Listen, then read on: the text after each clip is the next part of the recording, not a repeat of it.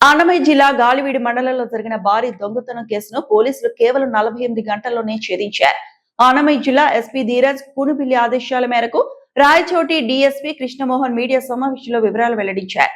పాత కక్షలో ఆర్థిక ఇబ్బందులు మరియు అక్రమ ఆస్తి సంపాదన చేయాలనే లక్ష్యంతో అయిన వారికే కన్నం వేయడానికి ప్రయత్నించి అడ్డంగా దొరికిపోయారని డీఎస్పీ తెలిపారు. ముద్దాయి చెప్పలి కాశీ స్వయాన ఫిర్యాదుదారుడు దగ్గర బంధువని, వీరి మధ్య గల పాత కక్షల నేపథ్యంలో ఇంటిలో ఎవరూ లేని సమయంలో తిరుపతి ప్రాంతానికి చెందిన తన స్నేహితుడు మార్షెట్టి సాయి కుమార్ ఇరువురు కలిసి దొంగతనానికి పాల్పడినట్లు పోలీసులు తెలిపారు. సాంకేతిక పరిజ్ఞానాన్ని ఉపయోగించి గాలివీడిలోని రెడ్డివారి పల్లె క్రాస్ వద్ద దొంగతనానికి పాల్పడ్డ ఇద్దరు ముద్దాయిలను అరెస్టు చేసి వారి వద్ద నుంచి 210 గ్రాముల బంగారు, ద్విచక్ర వాహనం మరియు ఒక ఇనుప రాడ్డును స్వాధీనం చేసుకున్నట్టు డీఎస్పీ కృష్ణమోహన్ తెలిపారు. చాకచక్యంగా వ్యవహరించి 48 గంటల్లోపే దొంగతనం కేసును ఛేదించిన సీఐ కృష్ణంరాజు నాయక్, ఎస్ఐ నరసింహారెడ్డి మరియు సిబ్బందిని డీఎస్పీ ప్రత్యేకంగా అభినందించారు.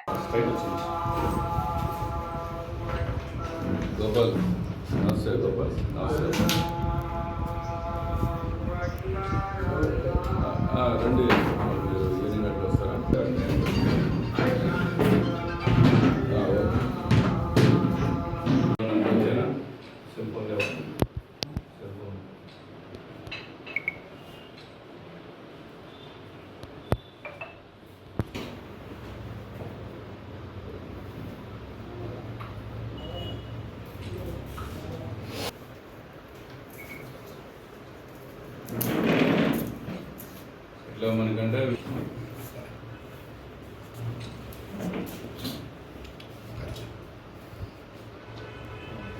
గాలివీడు పట్టణానికి చెందిన చిప్పిలి చంద్ర అనే వ్యక్తి కూరగాయల వ్యాపారం చేస్తుంటాడు.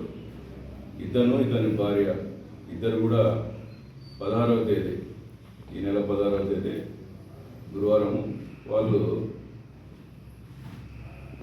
లక్రెడ్డిపల్లి కోనంపేటలో ఈ కూరగాయల వ్యాపారం సంత రోజు చేయడం దాంతో అక్కడికి వెళ్ళి ఆ రోజు కోనంపేటలో ఉన్న వాళ్ళ కూతురు దగ్గర వాళ్ళు రాత్రి నిద్ర చేసి మళ్ళీ తిరిగి 17వ తేదీ గాలివీడులో వాళ్ళ ఇంటికి రావడం జరిగింది.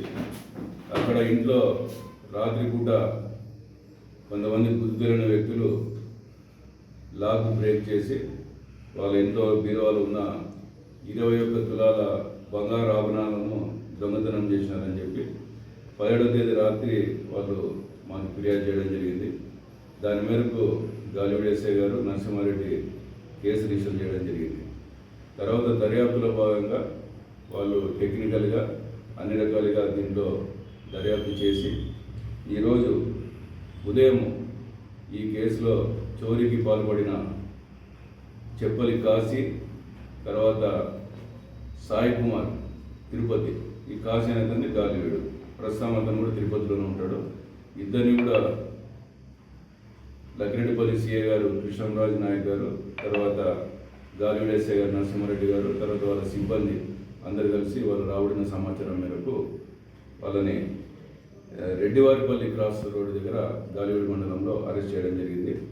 అరెస్ట్ చేసి వాళ్ళ దగ్గర ఈ యొక్క 21 తులాలు ఏదైతే చోరీకి గురైందో మొత్తం ప్రాపర్టీ ఇంటాక్ట్గా వాళ్ళ దగ్గర రికవరీ చేయడం జరిగింది. తర్వాత దీని విలువ సుమారు ఒక 30 లక్షల రూపాయలు ఉంటుంది.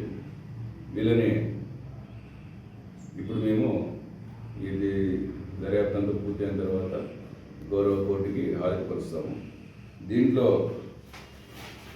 ఈ యొక్క చెప్పలి కాశీ అనేతను ఈ యొక్క ఫిర్యాదు వాళ్ళకి బంధువు అవుతాడు. తర్వాత ఈ సాయి అనేతను కాశీకి స్నేహితుడు. వీళ్ళిద్దరు కలిసి ఈ నేరానికి పాల్పడడం జరిగింది. తర్వాత దీంట్లో గాలివీడు యొక్క సిబ్బంది, ఎస్ఐ గారు, మళ్ళీ సిఐ గారు దీంట్లో చాకచక్యంగా నేరం జరిగిన 48 గంటల్లోనే వీళ్ళని అరెస్ట్ చేయడం జరిగింది.